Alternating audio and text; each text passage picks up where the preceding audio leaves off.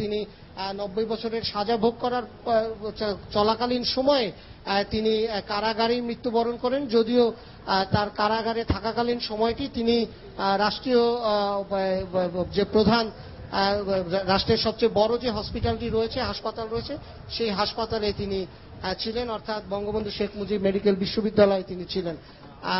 এই হলো সার্বিক পরিস্থিতি শাওন এখানকার। এবং এরই মধ্যে আমরা একেবারে মিছিলের সম্মুখ ভাগে আমরা রয়েছি। এই মরদেহবাহী যে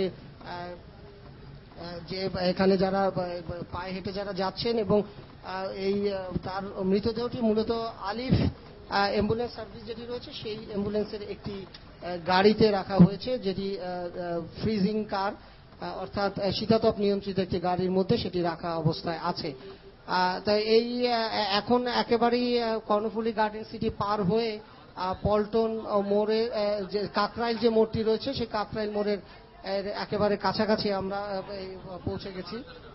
তো শাওন, সার্বিক দিক বিবেচনা করে এখন পর্যন্ত আমাদের যতটুকু মনে হচ্ছে যে তারা যে রওনা দিয়েছেন বাইতুল মোকাররম পর্যন্ত, তারা হয়তোবা নির্বিঘ্নে পৌঁছাবেন। বাইতুল মোকাররমের পুলিশের প্রস্তুতি বা ওইখানে যারা প্রতিরোধের ঘোষণা দিয়েছেন তারা ওইখানে কিভাবে রয়েছেন বা তারা কোনো শক্ত অবস্থান নিয়ে আছেন কিনা সেটুকু আমরা জানি না। তবে যেহেতু এখান থেকে নির্বিঘ্নে তাদেরকে যেতে দেওয়া হচ্ছে, সার্বিকভাবে এটি বিশ্লেষণ করলে মানে নির্ভয় কোনো বাধাহীনভাবে যেতে দেওয়া হচ্ছে তাদেরকে, এটুকু বোঝা সম্ভব যে হয়তোবা তারা বড় কোনো ধরনের প্রতিরোধ বা সামনে প্রশাসনের পক্ষ থেকে অন্য কোনো সমস্যা বা প্রতিবন্ধকতা হয়তোবা তৈরি করা হবে না। শাওন। পারভেজ, আপনি থাকুন আমাদের সাথে। আমাদের আরেক সহকর্মীর কাছে আমরা যেতে চাই। বাইতুল মোকাররমে তিনি আছেন, বাইতুল মোকাররমের উত্তর গেটে মনির মিল্লাত আছেন আমাদের সাথে। মনির, এই মুহূর্তে বাইতুল মোকাররমের আশেপাশের পরিস্থিতি কেমন দেখছেন, আর জানাজার প্রস্তুতি কি হচ্ছে? সব ধরনের প্রস্তুতি মোটামুটি সম্পন্ন করা হয়েছে।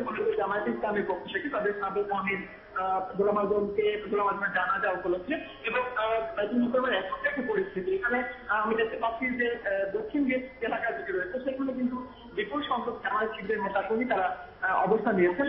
মসজিদের ভেতরেও তাদের নেতাকর্মীরা রয়েছেন, এবং একই সাথে বাইতুল মোকাররমের সামনে যে সড়কটি রয়েছে সেই সড়কেও কিন্তু আমরা দেখতে পাচ্ছি যে বিপুল সংখ্যক নেতাকর্মী তারা অবস্থান নিয়েছেন। এবং এখন আজান হচ্ছে, জোহরের নামাজের আজান হচ্ছে, এবং পূর্ব ঘোষণা অনুযায়ী মূলত জোহরের নামাজ শেষ হবার পরপরই গোলাম আজমের জানাজা অনুষ্ঠিত হবে। আরেকটি বিষয় যে আজকে গোলাম আজমের জানাজা অনুষ্ঠানকে কেন্দ্র করে বাইতুল মোকাররমে জানাজা দেওয়া যাবে না এরকম একটি ঘোষণা কিন্তু অনলাইন এক্সিডেন্ট সভা এবং সমৃদ্ধ ইসলামের জন্য পক্ষ থেকে দেওয়া হয়েছিল। তাদের কিছু সংখ্যক নেতাকর্মীকে আমরা দেখেছি যে এখানে পল্টন মোড় এলাকায় তারা অবস্থান নিয়েছেন। তবে তারা এদিকে আসে, অর্থাৎ বাইতুল মোকাররমের দক্ষিণ গেটে আসার তারা চেষ্টা করছিলেন, কিন্তু পুলিশ তাদেরকে সেই পল্টন মোড়ে আটকে দিয়েছে। এবং পুলিশের যে তৎপরতা সেটি কিন্তু অন্যান্য স্বাভাবিক দিনের তুলনায় অনেক বেশি কড়াকড়ি আরোপ করা হয়েছে। প্রতিটি গেটে বিপুল সংখ্যক পুলিশ তারা অবস্থান নিয়েছে, এবং যেসব নেতাকর্মী আজকে জানাজায় অংশগ্রহণ করবার জন্য বাইতুল মোকাররমে আসেন তাদেরকে কিন্তু তল্লাশি করেই বাইতুল মোকাররমের ভিতর প্রবেশ করতে দেওয়া হচ্ছে। এবং একই সাথে দৈনিক বাংলা মোড় এবং কাকরাইল মোড় সহ বাইতুল মোকাররমকে ঘিরে যে কয়েকটি প্রবেশ মুখ রয়েছে সেখানে কিন্তু আইনশৃঙ্খলা রক্ষাকারী বাহিনীর সদস্যরা তারা সতর্ক অবস্থান নিয়েছেন, এবং তাদের পক্ষ থেকে কিন্তু বলা হচ্ছে যে এই জানাজাকে কেন্দ্র করে জামায়াত শিবিরের নেতাকর্মীরা যেন কোনো ধরনের বিশৃঙ্খলা তৈরি করতে না পারে। কারণ এক ধরনের সন্দেহ কিন্তু রয়ে গেছে যে আজকে এই জানাজাকে কেন্দ্র করে জামায়াতে ইসলামী এই বাইতুল মোকাররম এলাকায় ব্যাপক শোডাউনের তারা চেষ্টা করতে পারে। সেই বিষয়টিকে মাথায় রেখে মূলত পুলিশের পক্ষ থেকে এই ধরনের বাড়তি নিরাপত্তামূলক ব্যবস্থা নেওয়া হচ্ছে। এবং এখানকার যারা নেতাকর্মী জানাজা অংশগ্রহণ করবার জন্য এসেছেন তাদের সাথে কথা বলে আমি যেমনটি জেনেছি যে মূলত গোলাম আজমের মরদেহ পল্টন মোড় দিয়ে মূলত দক্ষিণ গেট এলাকায় নিয়ে আসা হবে, এবং সেখানেই তার জানাজা অনুষ্ঠিত হবে। এবং এই মুহূর্তে যেসব নেতাকর্মী জানাজায় অংশগ্রহণ করবার জন্য বাইতুল মোকাররমে এসে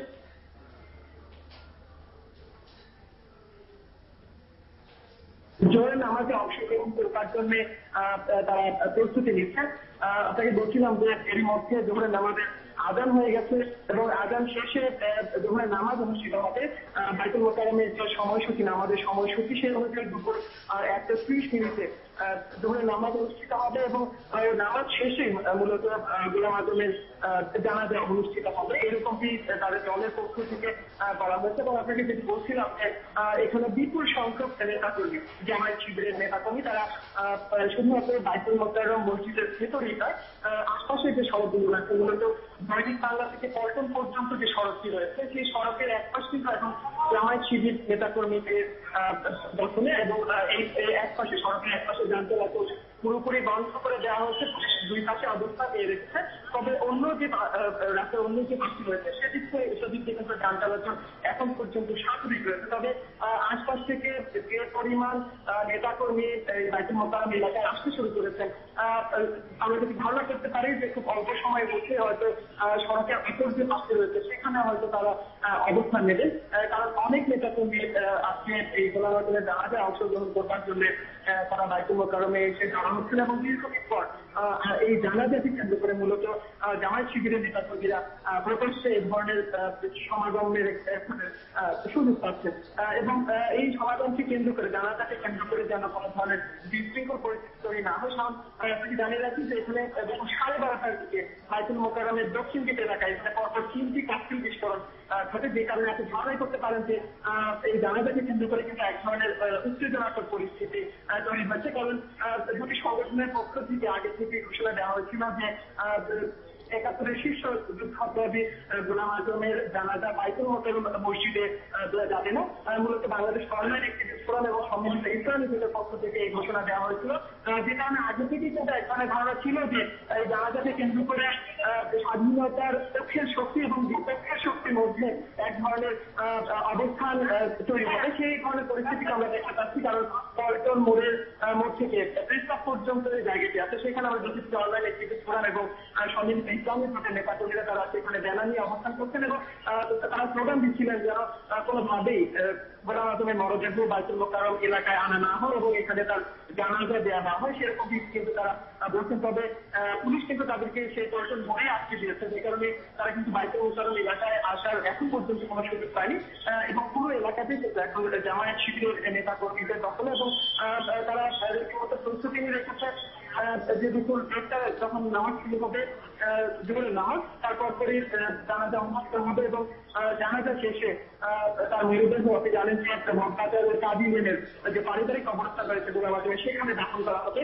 এবং নেতাকর্মীদের সাথে প্রশ্ন করে আমরা জেনেছি যে মূলত জানাজা শেষে এই নেতাকর্মীদের বেশিরভাগই কিন্তু তার মরদেহ দাফন করবার জন্য মগবাজার এলাকায় যাবেন, এরকমটি কিন্তু তারা প্রস্তুতি নিয়ে রেখেছেন।